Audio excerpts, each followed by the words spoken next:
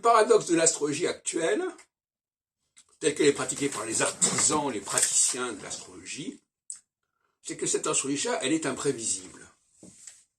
Elle est imprévisible parce que les gens ne connaissent l'astrologie à ce moment-là que par le biais des interprètes.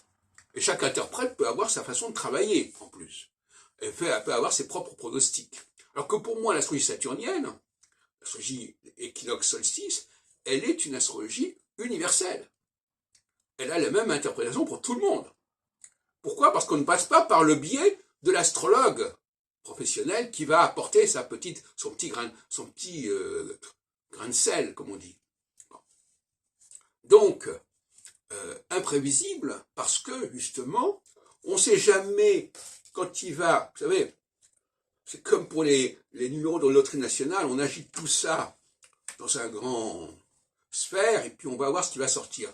On ne sait jamais ce que l'astrologue va sortir. On ne sait jamais ce qu'il va retenir des configurations qui sont là, à ce moment-là. Hein? Qu'est-ce qui va sortir de son chapeau, si on peut dire.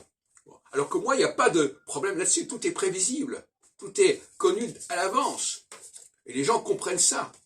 Et vous comprenez bien que les gens sont méfiants face à un savoir qui est aussi aléatoire, qui peut donner des résultats aussi bizarres, parce que ça va dépendre de la complexité de l'interaction entre les différents facteurs, planètes, zodiaques, etc. Et tout ça, ça casse la crédibilité de l'astrologie, contrairement à ce que certains croient. Alors on nous parle de précision, mais c'est une plaisanterie. Alors je voudrais en parler à ce niveau-là. Les gens qui ont besoin de précision sont des gens qui sont aveugles. Je l'ai montré linguistiquement.